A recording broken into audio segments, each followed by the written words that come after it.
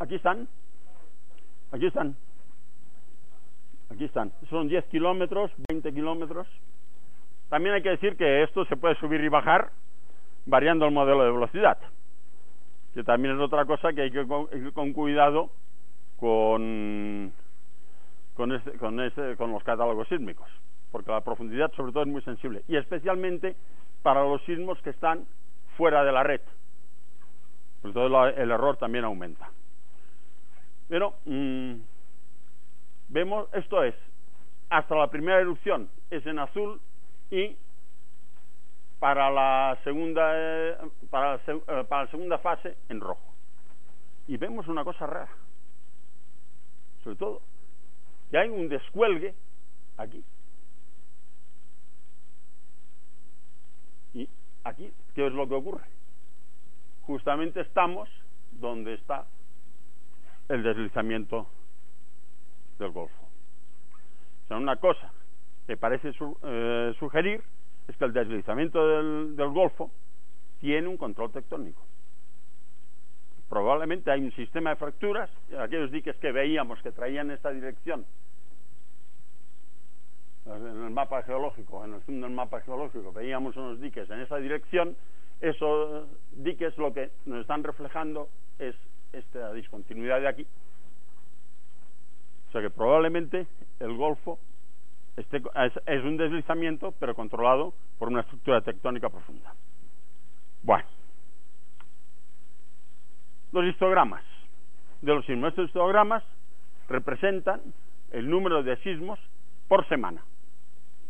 Y esto es julio, y aquí el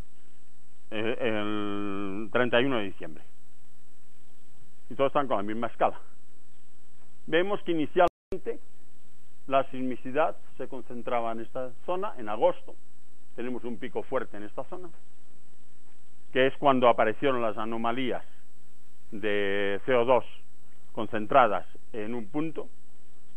Ese punto está situado, recordemos el mapa de CO2, está situado por esta zona.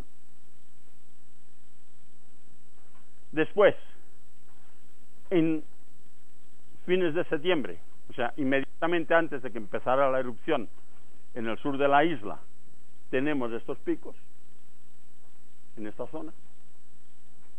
Y en noviembre la actividad sísmica se concentra en esta zona. Los picos están en esta zona.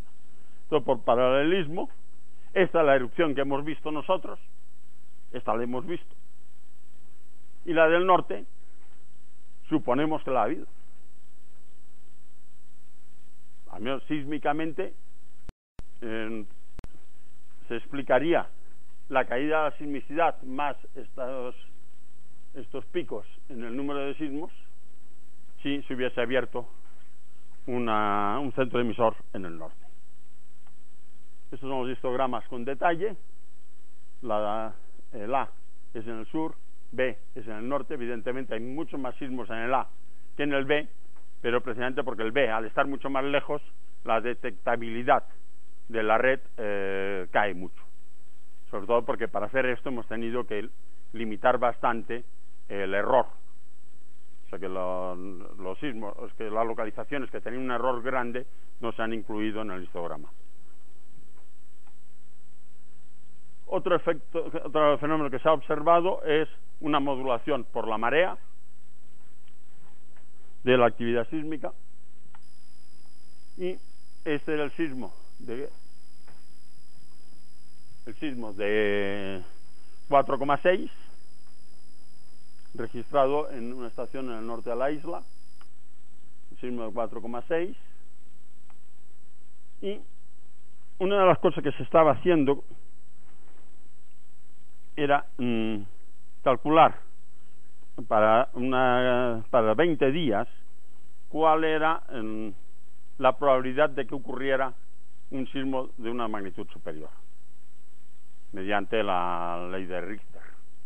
Y esto nos permitía alertar a los responsables del plan de que podía haber sismos grandes. Es importante porque la isla es muy vulnerable, sobre todo la zona norte, que es la más poblada, el acantilado es muy vulnerable se producen muchos desprendimientos y hay casas muy pegadas al acantilado. Entonces cada vez que alertábamos que podía haber un sismo del orden de 4, se evacuaban esas casas. Después el túnel también se ha cerrado en 2 ocasiones. Siempre cuando hemos visto que las magnitudes empezaban a crecer, inmediatamente se cerraba el túnel. Porque el túnel no está revestido y en los 2 sismos que ha habido, en el sismo de 4,6 y en el de 4,3, se cayeron las piedras en el interior del túnel y sobre todo en la entrada del túnel. Bueno, utilizando el método del fallo del material y empleando un filtro Kalman para mejorar la relación señal-ruido, se realizaban los pronósticos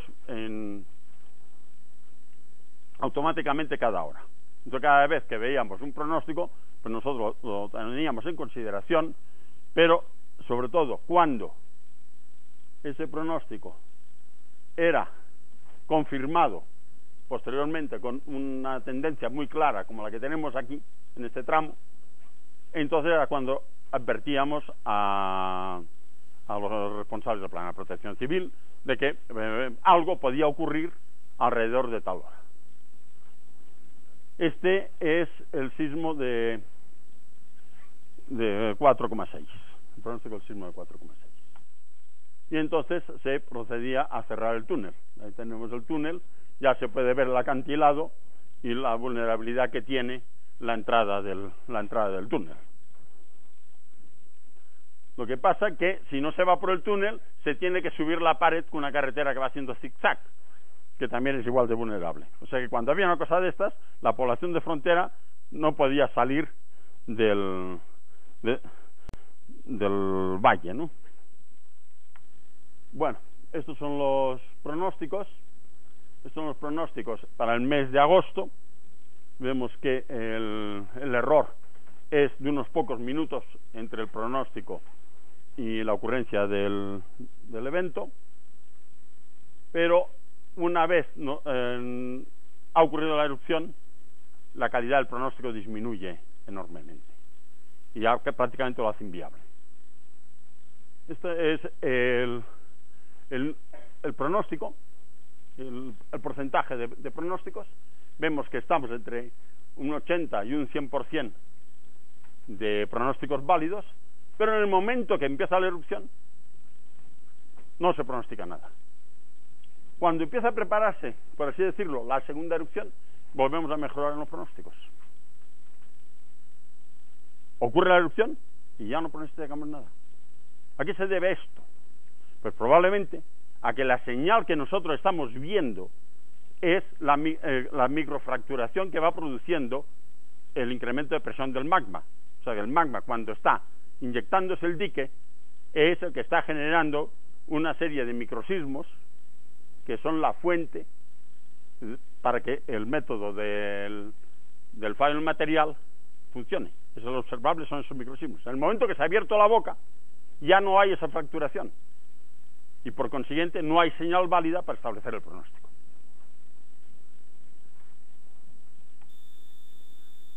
Después de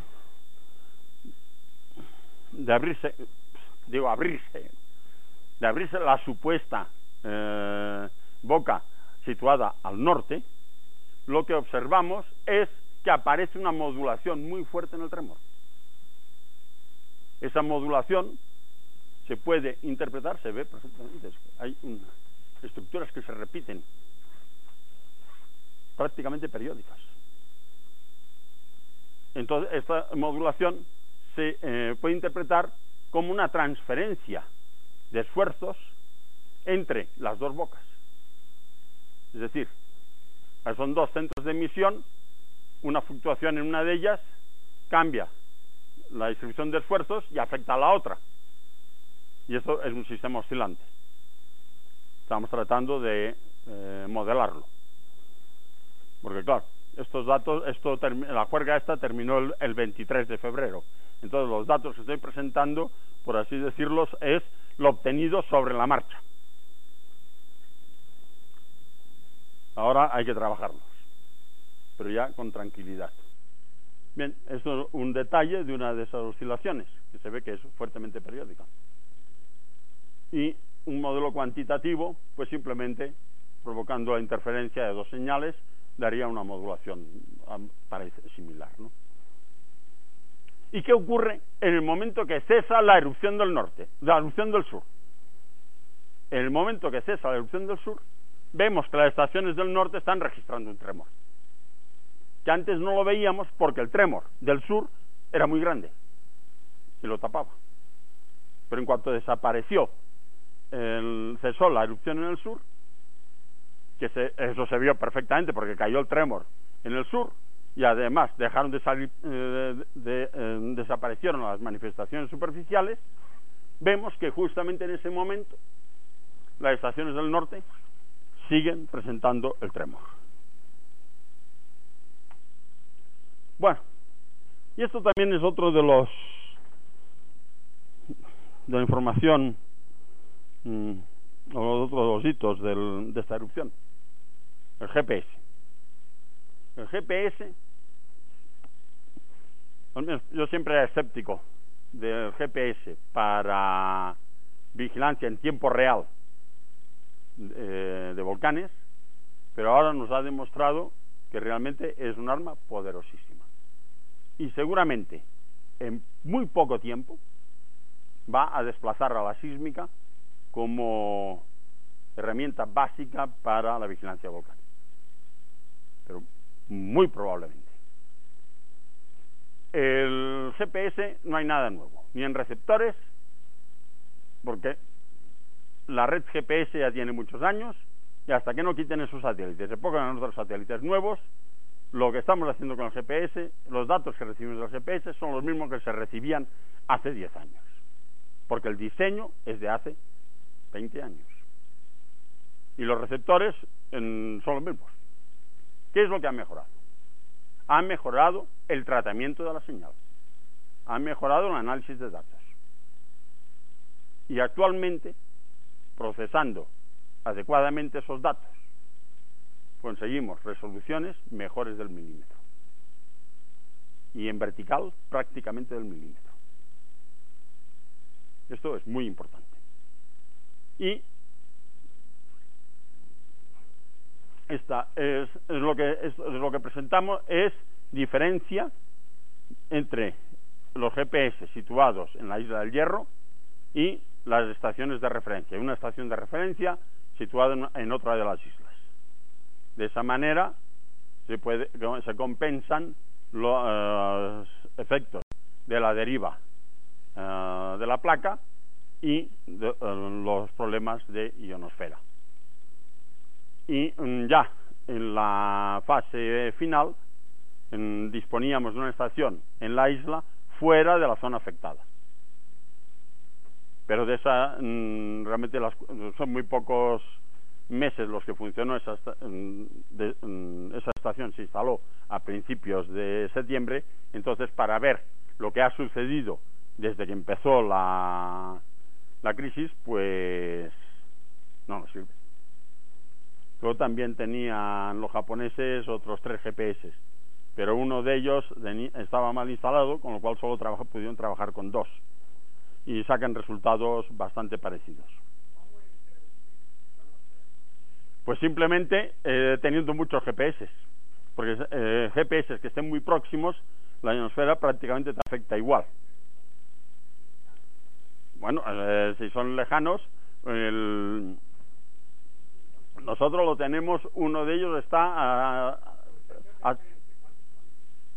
una a 100 kilómetros y la otra a 100 y pico. O sea que no. De hecho, el Hierro de Gomera y de La Palma están muy próximas.